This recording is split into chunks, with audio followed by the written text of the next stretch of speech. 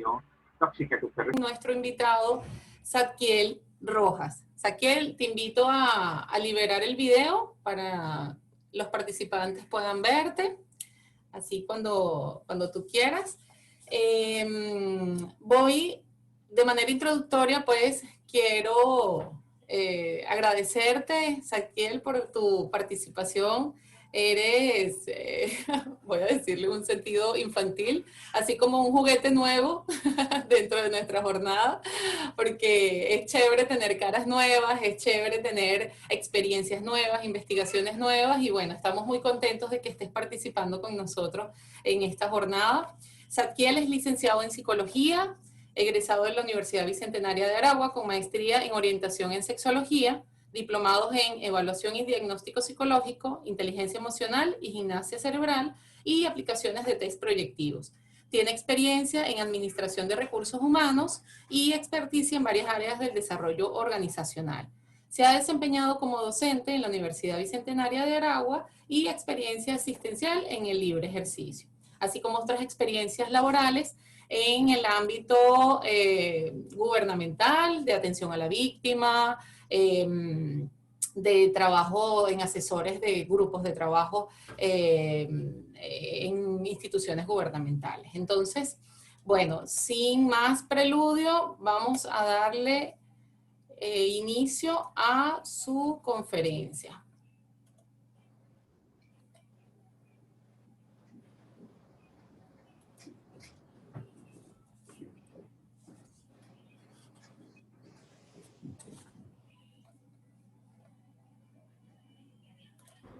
Bienvenidos, bienvenidas, gracias por estar aquí en esta jornada científica. Hoy estaremos hablando de la oxitocina en las familias homoparentales como parte de la célula social emergente. Pero antes de comenzar, quiero felicitar y agradecer a la organización Merecer por su aniversario y por abrir estos espacios de disertación que son pertinentes para la sociedad actual que vive en constante evolución. Felicitaciones, Merecer, por tu aniversario. Muy bien, comenzamos. A lo largo del tiempo hemos podido observar los cambios y la evolución de la especie humana. Esto ha influenciado mucho nuestra forma de pensar y, sin embargo, con los pasos agigantados que hemos venido desarrollando, todavía hay muchas personas que se niegan a avanzar y aceptar los adelantos que ha tomado la sociedad. Los mitos y las creencias siguen formando parte importante de sus vidas y no dan paso a la información que la ciencia nos muestra, colocándola como algo satánico. De hecho, algunas personas piensan que lejos de ayudar en la evolución, lo que trae la modernización, cuando no es algo de tecnología o cibernético, es un caos en los principios y las buenas costumbres de la sociedad antigua. Durante mi práctica profesional he podido evidenciar que la mayoría de estas personas son de avanzada edad y otras son muy conservadoras.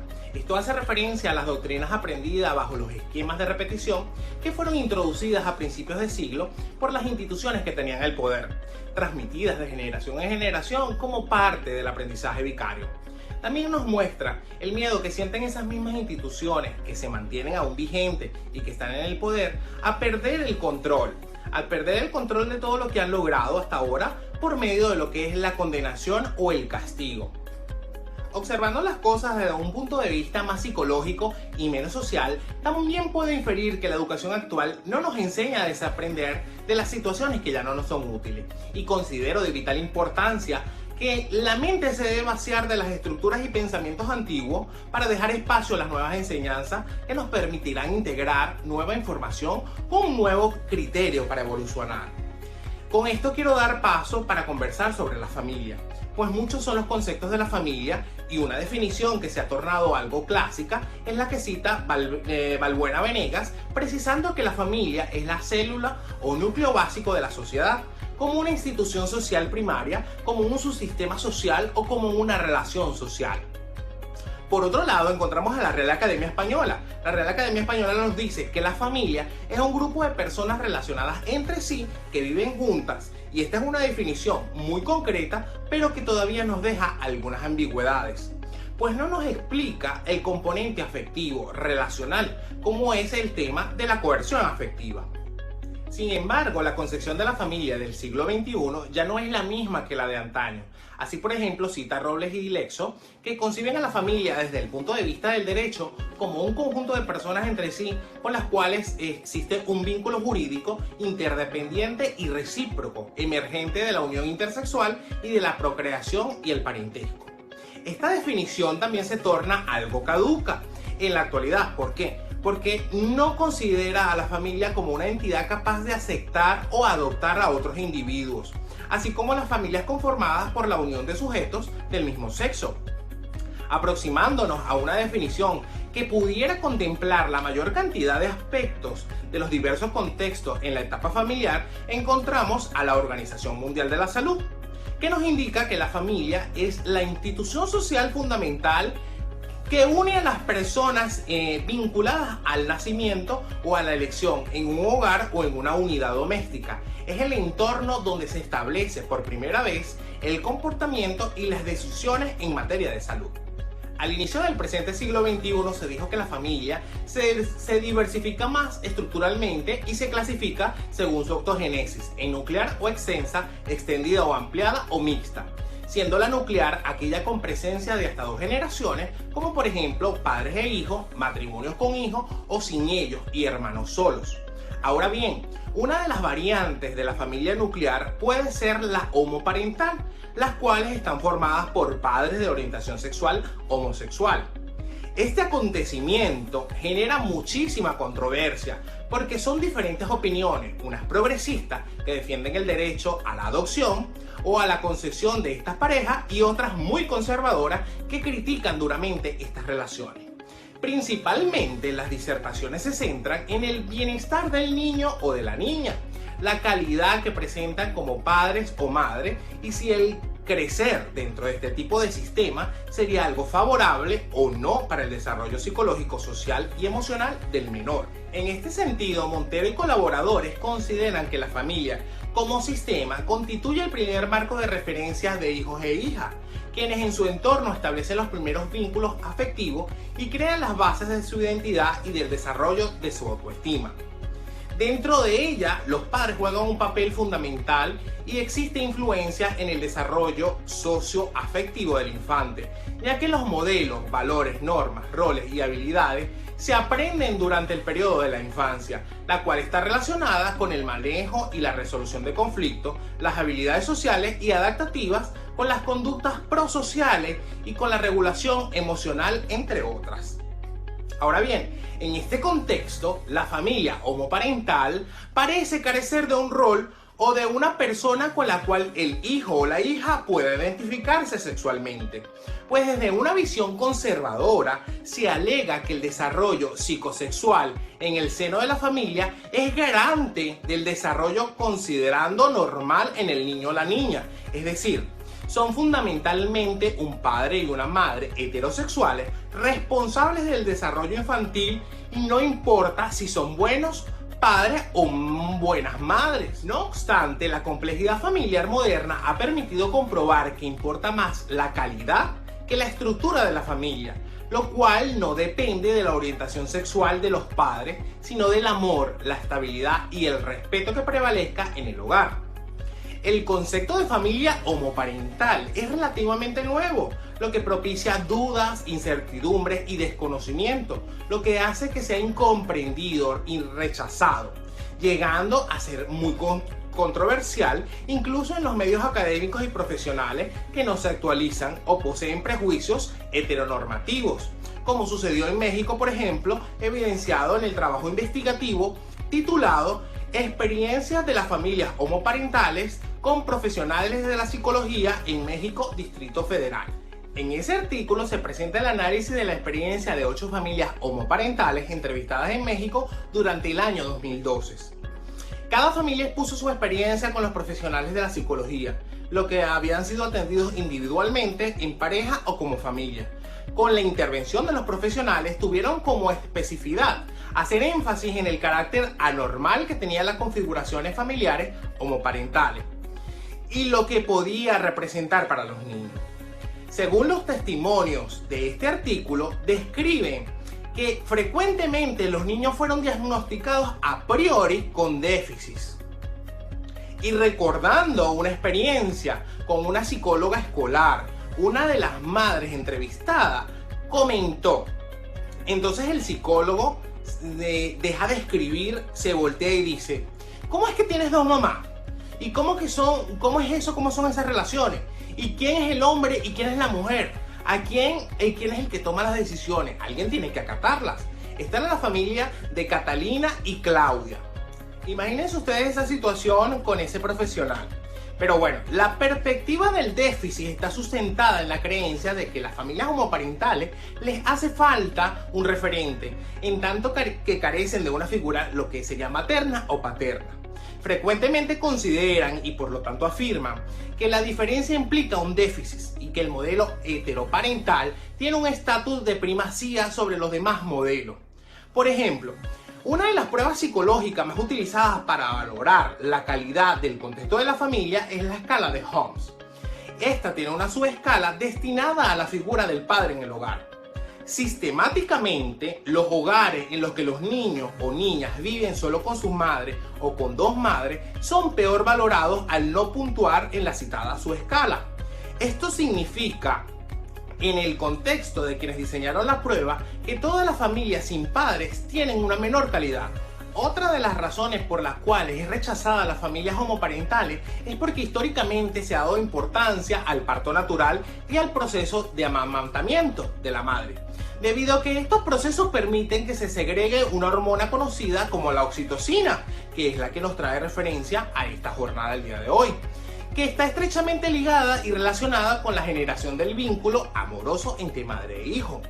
Sin embargo, si bien estos mecanismos pueden favorecer lo anterior, no son fundamentales ni llegan a tener necesariamente el resultado mencionado.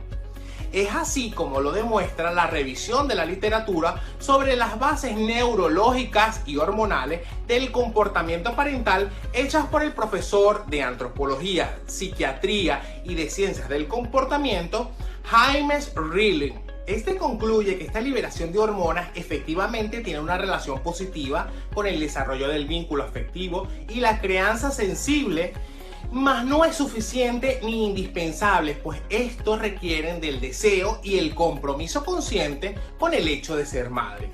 De esta manera se abre la siguiente pregunta. En la crianza de un niño por parte de parejas del mismo sexo, ¿tendrán estas parejas la liberación propia de la oxitocina para que se genere el vínculo afectivo hacia sus hijos? Y la respuesta es sí, queridos amigos.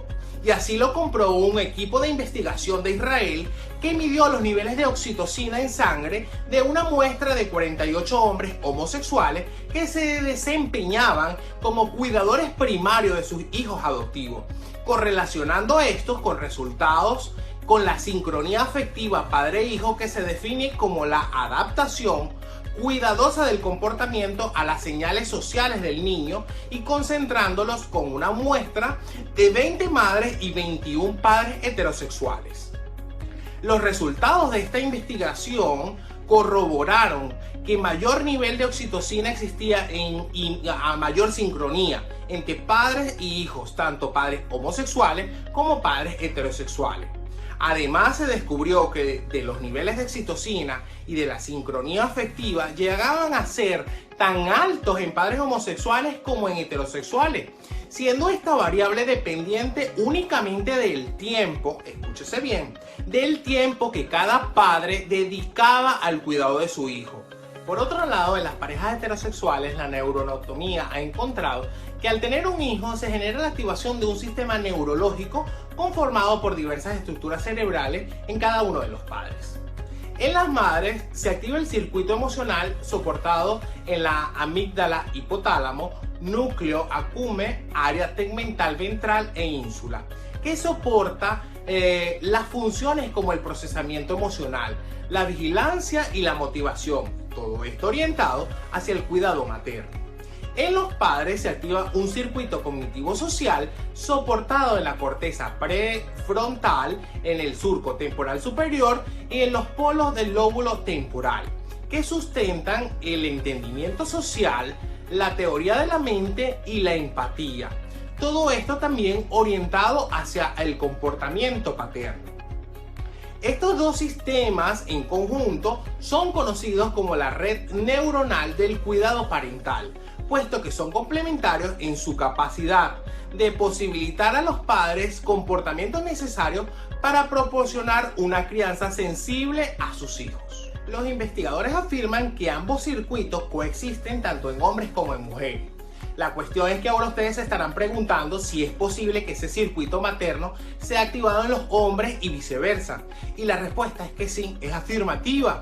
Estos investigadores descubrieron que existe una conexión bidireccional entre la amígdala, el circuito materno, y el surco temporal superior, el circuito paterno, que se activa no por el embarazo o el parto, sino por las experiencias de compromiso como cuidador primario. Escúchese bien, cuidador primario, es decir, por la responsabilidad directa que se asuma como padre o madre en el cuidado de su hijo. Así, cuando dos hombres o dos mujeres crían a un hijo, existe la posibilidad de la activación de esta red parental global de manera natural gracias a la plasticidad y flexibilidad cerebral humana, lo que favorece el desarrollo de un repertorio de comportamientos tanto paternos como maternos en un hombre o en una mujer. Y ya para ir concluyendo, no hay evidencia científica que confirmen que la efectividad de la crianza se relacione con la orientación sexual de sus padres. Padres gay o lesbianas tienen la misma probabilidad de proveer un ambiente saludable y de apoyo para sus hijos. El desarrollo, la adaptación al cambio y el bienestar de los niños no se encuentran relacionados con la orientación sexual de sus padres. Hijos de padres lesbianas o gays disponen de la misma probabilidad de que los hijos de padres heterosexuales por desarrollarse apropiadamente. Entonces, mi gente, en conclusión, es posible concluir que la neurociencia ha podido evidenciar que las bases neurológicas y hormonales del comportamiento homoparental son similares a la del comportamiento parental heterosexual, lo que posibilita, gracias a la increíble plasticidad del cerebro humano, el desarrollo del sistema neuronal y hormonal tanto paterno como materno en parejas homosexuales, cuando éstas son capaces de comprometerse de manera responsable, muy bien escúchense, responsable y consciente en el cuidado sensible y contingente de un hijo que se sienta como propio. Ahora damos paso a las preguntas. Si tienen algunas preguntas, con gusto las voy a contestar. Este espacio que queda es para contestar sus preguntas.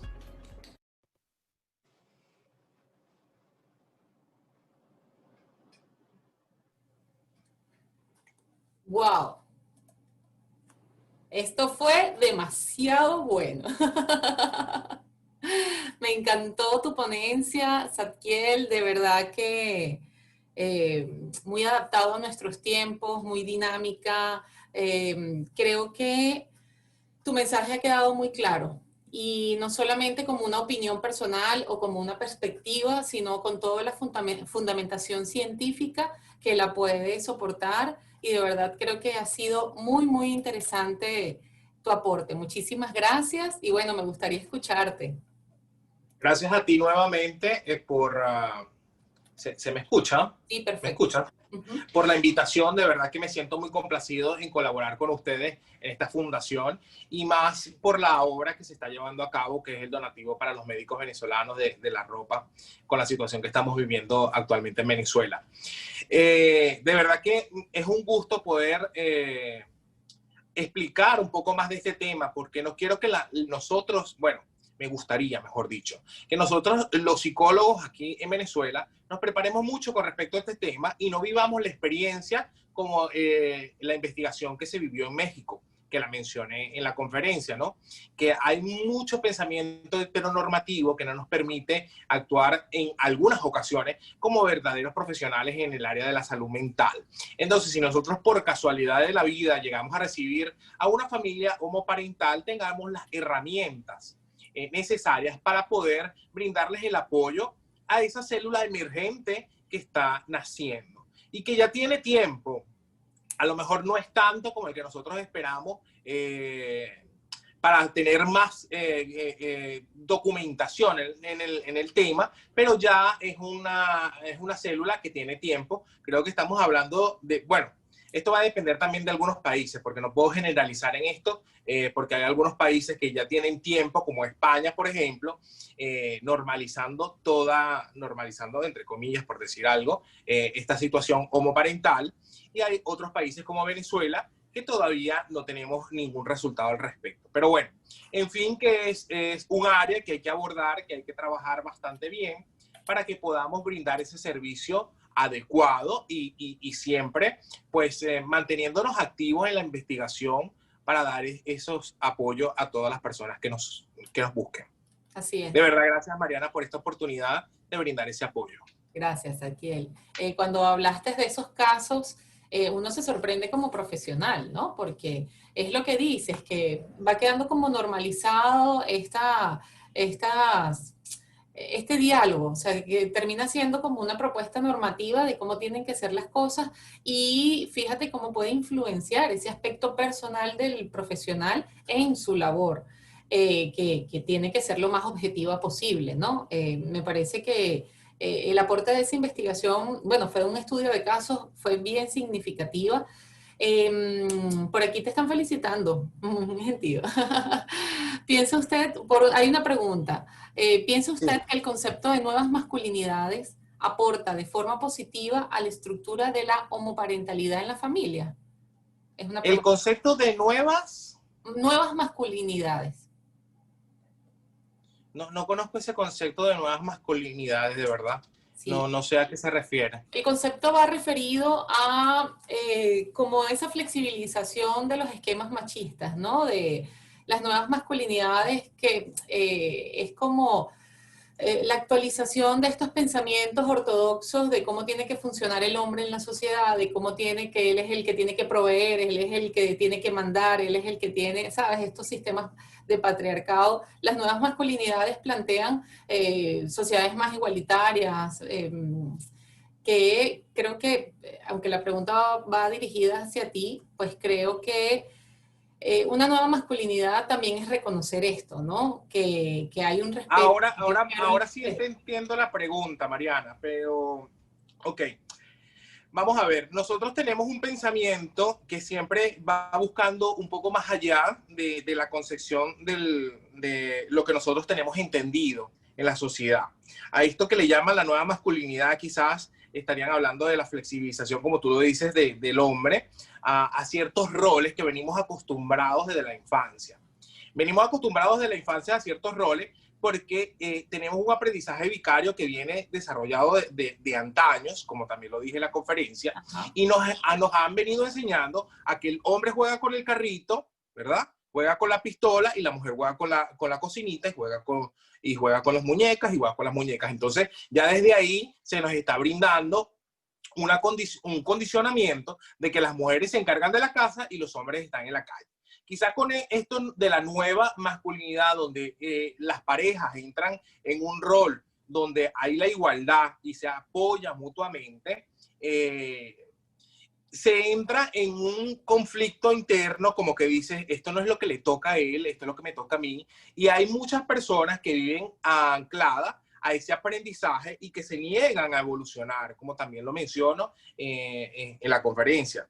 De hecho, yo he tenido en mi consulta a pacientes que se niegan a manejar los nuevos roles y se quedan anclados. Y esto les trae muchísimos problemas a nivel emocional porque se cargan de situaciones donde no son soportables actualmente. Porque vivimos en un mundo de constante cambio y aceleramiento que nos muestra que tenemos que compartirnos las responsabilidades, Mariana. ¿Por qué? Porque tenemos que trabajar los dos para poder sobrevivir en el mundo donde estamos. Y entonces, si yo vengo cansado del trabajo y tú también vienes cansado del trabajo, lo ideal es compartirnos esto, ¿no? Entonces ahí es donde viene esa nueva modernidad masculina, como le llaman ahora, y que la gente a veces también se niega a desarrollar este tipo de actividades, pero hay que ir avanzando. Por eso es que es la intención de esta jornada de actualizarnos con respecto a todos los conceptos nuevos, a todas las situaciones emergentes que nos van desarrollando a través de la evolución social, porque esto forma parte de esa evolución social. Así es. Entonces, sí puede influir de manera positiva sobre esta estructura de homoparentalidad, porque precisamente me atrevería a decirlo desde mi punto de vista y pues basándome también en tu conferencia, esta flexibilización, este asumir un nuevo rol social, este reconocer que hay flexibilidades que tienen que ser tomadas en cuenta desde la tolerancia, sí puede ser favorable para que esta estructura de homoparentalidad se vaya siendo normalizada. Escucha los comentarios que te colocan por acá. Buen día, excelente la propuesta de Sadkiel, un tema abordado desde una perspectiva bastante amplia y clara. Esto te lo comenta Mitzi. Gracias. Yuri, gracias Sadkiel, excelente información. Joana, interesante propuesta y excelente abordaje. Felicidades, Sadkiel. Mitzi, mi pregunta iría a las recomendaciones en el entorno escolar. ¿Cómo explicar a nuestros hijos y docentes para la integración de los niños de familias homoparentales, evitando su exclusión y crítica? Fíjate que esta es una pregunta bastante interesante y de verdad que a veces es muy sencilla de responder. Los niños vienen en blanco, son un cuaderno en blanco y nosotros empezamos a escribir en ellos como parte de la educación en el aprendizaje vicario. Los niños van a dejar que nosotros pongamos en ellos todas nuestras creencias y todas nuestras verdades y todos nuestros conceptos. Y él lo va a asumir. Efectivamente, si nosotros adoptamos un niño, en el caso de las familias homoparentales, pequeño, ¿verdad? Él va a ir observando el comportamiento de la pareja homoparental y va a observar las muestras de amor. En el momento determinado, el niño va a comenzar a hacer las preguntas, porque ellos tienen sus propias edades. Yo no te puedo decir una edad específica. Sé que las edades van comprendidas entre 4 y 7 años, donde ellos comienzan a preguntar. Y a medida de su pregunta, de acuerdo a cómo se desarrolla su nivel cognitivo, nosotros vamos a ir suministrando la información que ellos nos pidan. En el colegio actualmente se está desarrollando bullying con respecto a las familias homoparentales, pero esta es la falta de educación con respecto a esta familia. Entonces, nosotros como padres debemos ejercer un abordaje significativo con nuestros hijos, haciéndoles ver desde el respeto y desde la diferenciación que existen otras familias que son tan respetadas como la nuestra. En el caso de las familias heteroparentales. Igualmente, trasladar la información a los docentes, porque vuelvo y te repito, desde la perspectiva, desde las creencias, desde las concepciones, desde lo que me dijo mi mamá, desde lo que me dice la iglesia, tengo mi propia creencia con respecto a eso y quizás esa esté alejada de la realidad o de las situaciones que actualmente se vienen desarrollando. Entonces, la situación y la respuesta a lo que me pregunta Mixi es educación, tanto para hijos como para adultos con respecto a esto. Es algo que tenemos que ir asumiendo e investigando, no porque lo digo yo Sadkiel Roa, sino porque las investigaciones así lo demuestran y porque está formando parte de nuestra sociedad y nosotros no nos podemos aislar de la sociedad. Tenemos que convivir junto con ellos para poder desarrollarnos e ir creciendo mutuamente bajo la diferenciación y el respeto que toda persona se merece. Excelente. Jenny Gamboa nos comenta, en ocasiones las personas homosexuales tienen también problemas de identidad de género. Si coexisten esas dos condiciones, tampoco hay riesgo para el desarrollo emocional de los hijos que están criando. Vamos a primero explicar que para que pueda una pareja homosexual obtener una adopción, pasa por una serie de requisitos entre los cuales hay evaluación psicológica y psiquiátrica. Si esta pareja logra pasar estas pruebas, va a poder tener esa deseada adopción, ¿no? Y habría que diferenciar, porque no son todas, que hay algunas personas que pueden tienen la posibilidad de tener una distorsión con respecto a su sexualidad, pero no son todas. De hecho, las personas que se vinculan para tener una relación estable y toman como decisión la adopción o un vientre en alquiler, que también se puede hacer en cualquier otro país, son personas que realmente se sienten capacitadas y cualificadas para hacer este tipo de trabajo. Entonces, este es otro avance que nos han venido mostrando, que aparte las personas tienen que estar preparadas para esto, o sea que no es a cualquiera que le provoque que va a venir y adoptar un hijo o que no tenga los recursos, porque vamos a estar claros, el tener un vientre en alquiler también cuesta una cantidad de dinero que no todo el mundo la posee. Entonces, estamos hablando de parejas que relativamente están estables económicamente y mentalmente para que puedan acceder a la adopción o al vientre en alquiler.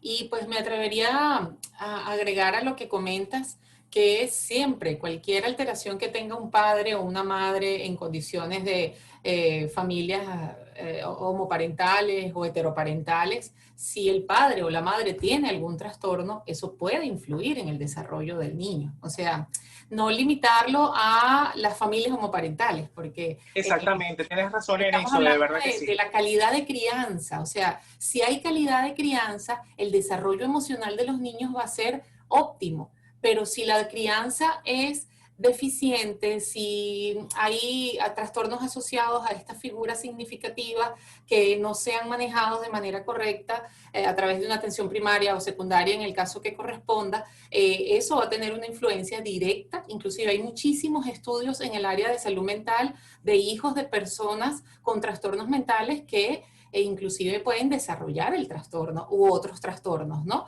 Porque sí tiene una incidencia muy importante en su desarrollo emocional, pero no necesariamente por la orientación sexual, como lo decías en tus conclusiones.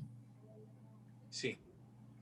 Es así, es así. O sea, nos limitamos, no pensamos y vemos más con lupa este tipo de familias porque no estamos acostumbrados y entonces estamos buscándole el lado negativo. Pero el rol como tal no influye y se demostró que definitivamente tienen las mismas competencias que las heterosexuales. Entonces, claro, como tú lo dices, puede haber y puede existir alguna familia que de repente pues tenga una anormalidad, pero la existe también en la heteroparental. Entonces, eso sí, claro que sí influye en el desarrollo cognitivo, pero ya es otra situación que no está ligada directamente con la conferencia de hoy.